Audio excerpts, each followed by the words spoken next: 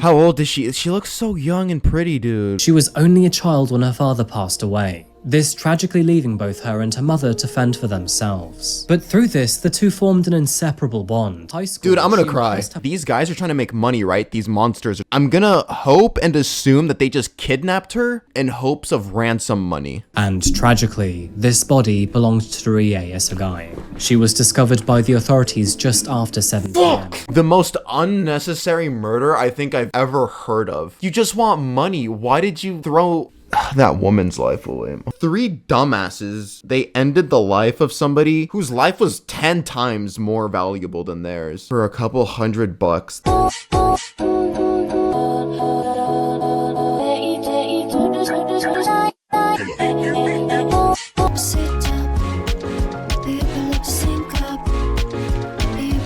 This is going on YouTube, so feel free to say hi, YouTube. If you are watching this on YouTube, make sure to come and join us here on Twitch. You see chat above me. Also, make sure to follow me on Instagram and Twitter. Everyone right now in chat, tell me to shut the fuck up. On August 17th, 2007, from the intimidating depths of the dark web, an ominous message appeared. The message read, "I'm looking for a partner in crime. Would anyone like to work with me?" Two other individuals would answer back, thus creating an underground friendship. Wait, what? So did he just post that publicly on a forum? Oh, hey guys, I'm looking for a partner in crime. Well, if you're widowy interested, make sure you hit me up. Here is my Telegram. In crime. Would anyone like to work with me? Two other individuals would answer back, thus creating an underground friendship between 3 newly formed criminals. And moving forward, the trio plotted an elaborate and evil scheme to get rich. Their plans would target the vulnerable, and ultimately, it would cost the life of a terrified individual and leave a nation reeling in anger. What the fuck? They always target women. Jesus, she looks so young. Welcome back to Japan, folks. Found in the far east of Asia, this island nation is tucked away to the west of Russia, China, and Korea. It's a highly fascinating country, and with thanks to its geographical positioning, it experiences a jaw-dropping variety of seasons. We're talking several meters of snow in the north here, which greatly contrasts to its tropical paradise. That's beautiful, man. This case takes us near the middle of Japan's main island. Oh, it's Japan, okay. Aichi Prefecture is home to 7.5 million residents. Japan is so and beautiful. Is often referred to as one of Japan's main manufacturing hubs. Its capital, Nagoya, is the country's 4th most populous city, and landmarks include... Is anybody here Japanese? A tree-lined Shinto pilgrimage site, and the restored 17th century fortress of Nagoya Castle. And, of course, talking about one of my most favorite topics, the city is famous for its Nagoya-style teppanyaki, Japanese chicken wings with shatteringly crispy skin, coated in garlic, ginger, and black pepper. Dude, now, today's video. My fat ass will fuck this shit up. Now, today's video requires more explanation before we get into the story. Although many of us would have already heard of the mysterious dark web and its disturbing connotations, knowing what it actually means is very crucial here. Open any standard browser and punch in any old URL, and typically you're surfing the web. But taking it one step further, if you want to access something confidentially, such as medical records, your mail, or fee-based content like OnlyFans, you have to access the deep web to find it. Which, by the way, did you know that around 98% of the internet is actually classed as the deep web? The long story short here is that if you want to access confidential things, then the URL you follow has to be both encrypted and time-based so no one else can follow it. Well, we're going even deeper than this. The dark web is a subset of the deep web that is intentionally hidden away, and furthermore requires a specific browser such as Tor to access it. Tor. Now, there are good reasons for this. One example is to hide customer and consumer data. And of course, with the intent to make something private, also comes a demand to exploit it, which is surprisingly very easy to do. It's almost impossible to avoid the usage of the deep web and even the dark web. And with no adequate restrictive measures put in place, it is a free market for both sleuths and criminals to operate at will. Sharing your personal data online is a lot easier than you may realize. Every time you sign up to a website or subscribe to a newsletter, it often comes with a terms of service for you to accept. And unfortunately, it is as simple as that. By accepting the site policy or terms of service, you might actually be giving consent for your data to be sold and resold by hundreds of data brokers. This is where the real problem exists. Many of these data companies hold personal information like your name, gender, online alias, shopping habits, and even your home address. Smaller consequences include spam and targeted ads. It's actually crazy how much of our information is out there that we don't realize. Yeah, so much of our information is just like in the hands of companies that you have no idea. When I was younger, I actually did want to try going on the dark web, but it just looks so scary. Like, you have to download the Tor browser to be able to like go on it.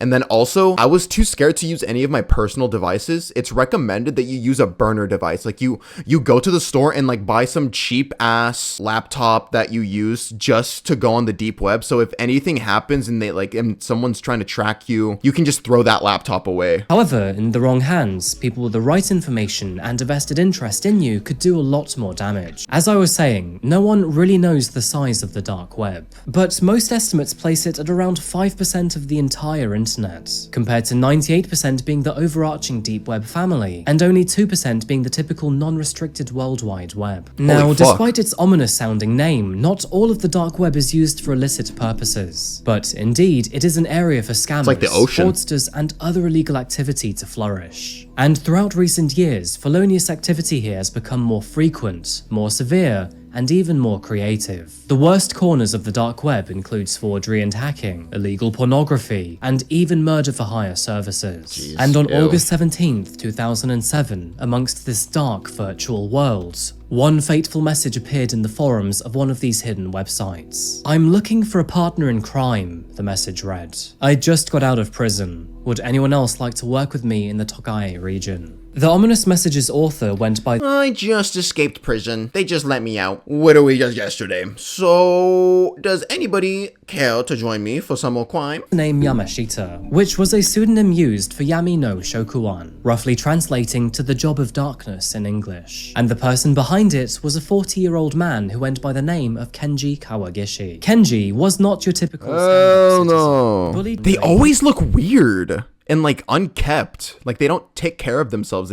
All these freaks, murderers, always have like a look to them. kidney disease, he became a delinquent in Japan society. And although he eventually settled down with a wife and 4 children after several minor convictions, he would sadly eventually return to the world of illegal activity. In August of 1999, he began to use the dark web to obtain, open and sell bank accounts, which could then be used for fraudulent activity. Although this brought in extra cash for the family, his spending habits rapidly outweighed this new stream of income. And by 2002, his apartment was ultimately seized due to tax fraud and missing mortgage repayments. Now, unfortunately, Kenji was also allegedly abusive towards his family, yet thankfully his wife didn't put up with this bullshit. She and the kids fled for their safety. I like how he said that. Most people that report on true crime, like they try to stay robotic. He was real about it. He was just like, thankfully, the wife didn't put up with that bullshit. W. Adrian. Unfortunately, Kenji was also allegedly abusive towards his family, yet thankfully his wife didn't put up with this bullshit. She and the kids fled for their safety shortly after these signs started to appear, and eventually the two settled for divorce. But Kenji grew exhausted with his life after this, and between the years 2003 and 2007, he was in and out of prison on several convictions of fraud. Despite these charges, he continued to use the dark web after this, and often moved from job to job, which was usually in transportation or commercial security. At the time of posting his message on the dark web, he had just come out of prison on yet again more fraudulent activity, and was now living out of his car in Isogai City. Jesus. And after reaching out into the unknown world of the dark web, 3 other men responded. Just a heads up, but we're going to exclude one of them, as eventually he bailed out of the scheme and was never involved in this case. However, the other 2 were far more guilty. Tsukasa Kanda was a 36-year-old with a similarly troubled history to Kenji. Bro, just look like they all look like demons, bro. Oh At school and suffering from chronic headaches, he was It's in also the abused by his eyes, father. I think. And this volatile and deeply harmful environment led Tsukasa to join local gangs and commit minor crimes. However, eventually, in 1989, he graduated from Takasaki Technical High School.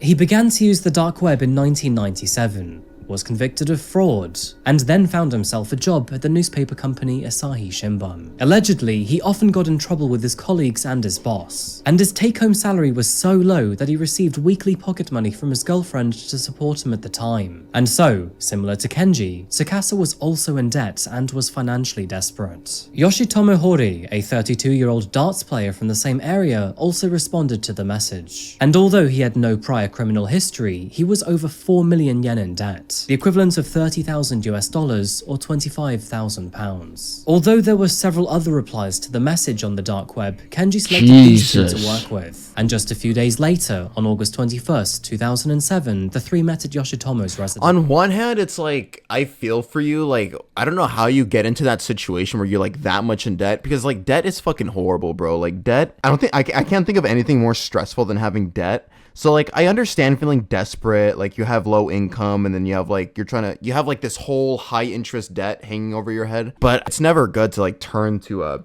illegal shit just because of the risks, especially if you have a family. I mean, if you're by yourself, shit, as long as you're not hurting anyone, goddamn. I just hate how these people end up exploiting other innocent people for the potential to get more money, which I think is what they're gonna do. It is here that they began to formulate a devious scheme to make money. All three men were like, just go sell drugs or something, I don't know. Blinded by both panic and greed, they simultaneously expressed a cold disregard for the welfare of others. Their drafts contained several plans, which included pickpocketing, kidnapping, and even a heist against a pachinko parlor, which, by the way, is a type of Japanese casino. The trio tried to conduct one of these plans the next day on August 22nd, and their plan was rather simple.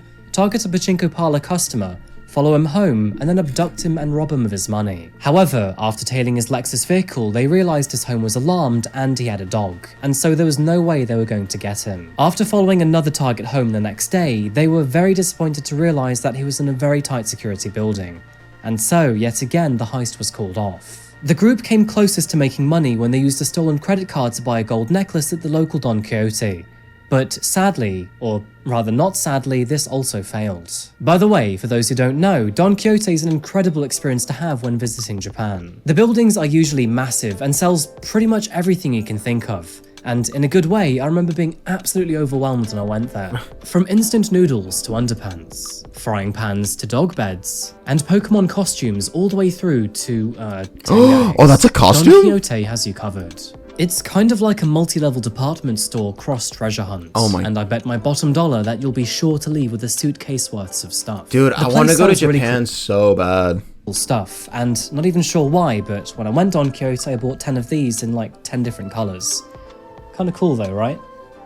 Anyway, so it appears that our three men were not having any luck with their plans, and with their failure came both frustration and desperation. And tragically, the very next day, and after upping the ante, their devious schemes would come with some very harrowing consequences. Uh-oh. August 24th, 2007. It was a Friday, and at 10 PM that evening, young office worker Rie Isogai was walking through the streets of Nagoya to return home from her job. The day was long in the tooth, and with it being a Friday, the working week— How old is she? She looks so young and pretty, dude. No. It overstayed its welcome. Rie worked in the office of a semi-local firm. Most of her tasks were administrative, meaning she was not someone particularly high-ranking in the company, but was just as essential to keep it ticking along. Trying to find recognition and reward for her hard work, she stayed late to finish her duties that Friday. And by the time she had almost made it home that night, she was a hard worker the streets of Kanagawa were dark and silent. But no worries. She only had a few more corners to walk to make it back to her front door. Looking into her past, Rie had always been a hard-working and thoughtful individual. She was born on July 20th, 1976, to her father Tsuyoshi and mother Fumiko. Sadly, she was only a child when her father passed away, this tragically leaving both her and her mother to fend for themselves. But through this, the two formed an inseparable bond. And although she dropped out of high school, dude, I'm gonna she cry. impressed her mother by jumping straight into work. Dude, to add to this, fucking persevered through like so much. I swear to God, if she dies, I'm hoping she doesn't die, because like these guys are trying to make money, right? These monsters are trying to make money. I'm gonna hope and assume that they just kidnapped her in hopes of ransom money. The dream of one day buying her mother a house. Rie loved board She wanted to buy her games. mom a house, In fact, dude. one of her favorites was called Go. And in her spare time, she often met friends and even made new ones at Go cafes across the city. She was a strong-willed person, yet caring all the same time. And now that she had reached her 30s, she was focused on progressing her career. Dude, which her takes us story back is to the so story, to beautiful. August 24th, 2007. Residing in Komei 2 of Chikusa Ward in Nagoya, Rie used the Higashiyama line to reach her local station at Motoyama. This was part of her usual commute, and once there, she made the 1-mile walk back home. It was just past 11 PM when she walked past an idle vehicle. And with no reason to be alarmed, she ignored it without giving it any second thought. It was at this moment, though, that the car made a U-turn and discreetly passed by Rie. Peering up, she noticed a man nervously looking around at the buildings. And as she approached him, he turned around to ask her a question politely. "I'm looking for the local convenience store. Do you know where I could find it?" Rie stopped to answer. However, before she could even answer him, she turned around to see another man lunge at her. And all in the meanwhile, the car she'd spotted before had now hastily parked up next to them. Bro. Rie screamed out loud, but nobody in the neighborhood had heard her. And before she even knew it, she was in the back of their vehicle. A vehicle that was now speeding off into the distance. That's so scary. I mean, obviously, none of us here, like, will hopefully never understand truly how this feels like. Dude, the fear, once you got that bag over your head, you've been kidnapped, you're in a car with like 2 strangers, men, taking you to God knows where. I can't even begin to imagine the fear you would feel. Like, just how scary that experience is. The consequences of that night were discovered the very next day. A body was found around 35 miles northeast of Nagoya and in the mountains near Mitsunami. It had been partially buried near a bridge from Route 33, and tragically, this body belonged to Rie Isogai. She was discovered by the authorities just after 7 PM, meaning she had been missing for just over 20 These fucking hours. assholes, bro. Despite being concealed in a remote location, she had been discovered very quickly for a very good Why'd they just kill her?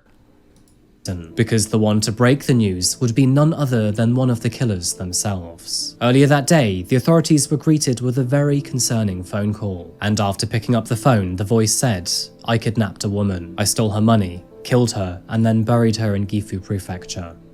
As you can likely guess, the 3 men to abduct and kill Rie Isogai were Kenji, Yoshitomo, and Tsukasa. Why? And she became their first and only victim from the dark web. After abducting Rie and planning to rob her of all her money, they then murdered her in cold blood, before moving 35 miles out of town. If you're just desperate for money, I would prefer if you don't do either. Just mug her, bro. Just take her wallet.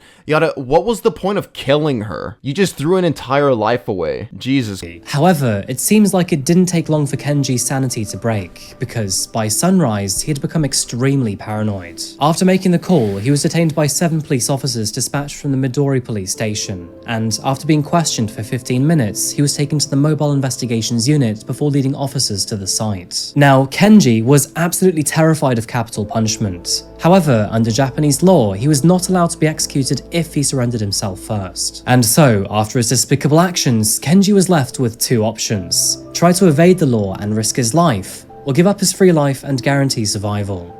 Kenji chose the latter, and in addition to this, he even confessed that he had the help of 2 other accomplices, and even provided both their names and addresses. You're such a fucking, all 3 of you are some fucking dumb bitches, bro. Just if you're that desperate and they ended up in jail anyway. They just admitted to the fucking crime. The most unnecessary murder I think I've ever heard of. You just want money. Why did you throw that woman's life away? Holy shit. Tsukasa were arrested the very same evening, and just hours later, Rie's body would be formally identified by her mother. Naturally, Fumiko was distraught by the news. Rie was her one and only child, with a father who had died decades before. The entirety of her family had now been lost, and Rie's absence left a massive hole in her heart. She described identifying her daughter's body as an out-of-body experience, and despite her daughter's body's chilling condition, she hugged her tightly through the pain and anguish. Colleagues of Rie were devastated too. They had known her for many years. Not only was she just a colleague, but she was also a friend too. By midnight, the Special Investigations Unit publicly announced Rie Isogai's murder. They further reported that 3 men had been arrested, and believed that no one else was at risk. Although only one had openly surrendered to the authorities, Kenji, Yoshitomo, and Tsukasa all eventually confessed to their crimes. They told investigators that they had met through the dark web, and that the primary motive was greed, to settle their unpaid debts. Furthermore, that makes no fucking sense. To settle my unpaid debt, so I'm gonna just go fucking murder someone.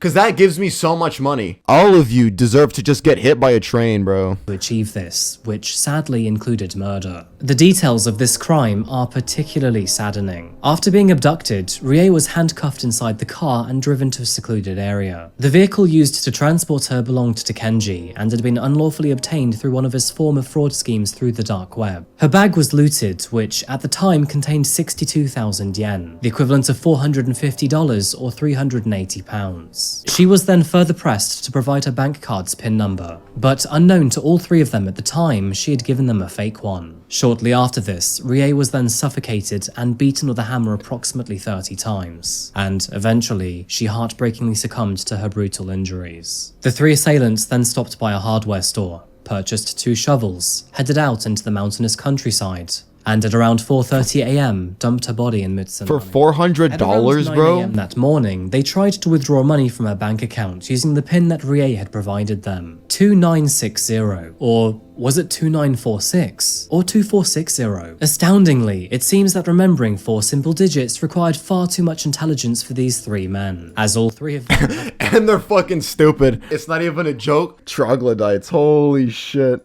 Forgotten what she had said. Despite already showing incredible levels of stupidity, it takes a special kind of stupid to come to the next conclusion. But since they had failed to make any money this time around, all 3 agreed to meet again later that evening to find another woman to abduct, rob, and murder. However, as we all know, before they could even get there, Kenji's conscience thankfully got the better of him. Following the loss of her daughter, Fumiko made it her mission to punish her 3 killers just as hard as they had punished her. And within 10 days of Rie's death, she had launched a campaign calling for the death penalty for all 3 men. By the 10th day, she'd received the support of 100,000 people. By October was 150,000, and by December was 318,000. Oh my god. Not only that, but incredibly, even Yoshitomo's and Kenji's fathers begged the courts for the death penalty. Although single murders rarely face the death penalty in Japan, this case seemed to drum up a lot of anger in the general public. Yeah, cause it's the most brain-dead fucking actions I've ever seen before. We have $30,000 in debt, or at least one of them did. I'm gonna kill people for like $300 they have in their fucking wallet, maybe. Not only that, but recent trends showed that people favored stricter punishments. Initial court proceedings began roughly 1 year later in September 2008. And in this first session, all 3 admitted to robbing and murdering Rie. They further admitted that things got out of hand when they tried to live up to their boasting online. This is because all 3 men had claimed they'd murdered someone in the past, when in fact all 3 were lying to each other. Defense attorneys argued that Kenji, Tsukasa, and Yoshimoto should not be punished with the death penalty because Rie's death was supposedly accidental. They also argued that, historically speaking, all single murder cases usually result in a life sentence and not the death penalty. Now, all 3 defendants disputed who was the primary assailant and mastermind behind the murder. Kenji insisted that Tsukasa was to blame, and Yoshitomo followed these allegations. But Tsukasa blamed Yoshitomo, claiming that he was the first to strike Rie. There were clear differences in attitude during these discussions. Shit. Although all It's like watching children argue about who did what first. Oh, actually, it was his idea.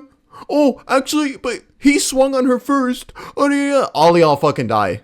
All of y'all are getting thrown into like a fucking volcano or something. So often made fun of Rie throughout court proceedings, where Kenji said that the victim... It makes me madder that these guys ended a life like hers. Judgment Day finally arrived. The district court found all 3 defendants guilty of all charges. Good. And as a result, Tsukasa and Yoshitomo were sentenced to death for their actions. It was ruled that their motives for the crime left no room for leniency, and that capital punishment was the only option. And Kenji was given a life sentence due to his early surrender. Although Rie's mother and ex-partner were both disappointed at Kenji's life being spared, it was widely recognized that a death sentence for Yoshitomo and Tsukasa was exceptionally strict when compared to similar cases. As expected, all three men appealed to have their sentences reduced, and while Yoshitomo's death sentence would be reduced to a life sentence, Tsukasa accepted his fate and withdrew his appeal. This resulted in both Yoshitomo and Kenji being spared their lives. However, for Tsukasa, that would not be the same, and on June 25th, 2015, he was executed via hanging. A sad side note to the story, but unknown to Fumiko at the time. Wait, did one get spared? Wait, rewind. I'm so confused. Okay, so one got hung. This resulted in both Yoshitomo and Kenji being spared their lives. However, for Damn, so the Tsukasa, other person got reduced to just a life sentence. that would not be the same. And on June 25th, 2015, he was executed via hanging. A sad side note to the story, but unknown to Fumiko at the time, Rie had actually been saving more than half a monthly salary to help buy her mother a new home. At the time of her death, she'd saved up more than 8 million yen, which is the equivalent of $59,000 or 50,000 pounds. If it wasn't for their forgetfulness, her assailants may have even got their hands on all that money. But thankfully, they were too stupid to remember 4 digits. Regretfully, I see much familiarity between this case and the story of Eve Carson. Both were bright young women with great prosperity ahead of them, and they were both caught up in their day-to-day lives when bad luck and merciless tragedy struck. Look They were at her. targeted, hunted, robbed, and then murdered. And for what exactly? A few measly $100? Yeah. The motive behind their deaths is, quite bluntly, almost entirely incomprehensible. An entire life filled with friends, family, partners, love, hope, friendship, and prosperity was ended to temporarily fix the financial burden of an irresponsible, low-life individual. The stark level of selfishness is entirely enraging, and now a mother has lost her one and only child. An array of people have lost a good friend, and a young woman has lost her life. To this day, Fumiko still gives lectures in various schools and places to talk about her daughter's story. She provides insights into keeping people safe on the streets, and even raises awareness of dangerous online behavior. And that's pretty much where we are today. With Tsukasa dead, both Kenji and Yoshitomo remain alive and behind bars. Forever. I think the reason why this case was so different in that like they did assign death sentences when that usually doesn't happen is just because of how fucking stupid the crime was, how stupid the murder was. 3 dumbasses, they ended the life of somebody whose life was 10 times more valuable than theirs for a couple $100 that was gonna change nothing in their life. They were still gonna be sad pieces of shits with debt. I don't know, man. I really do hope that Rie is in a better place than she. In Japan, they believe in reincarnation, so I fucking hope she gets reincarnated, is able to live like a longer life, you know? Oh wait, there's an update in the comment section. Somebody says actually Yoshitomo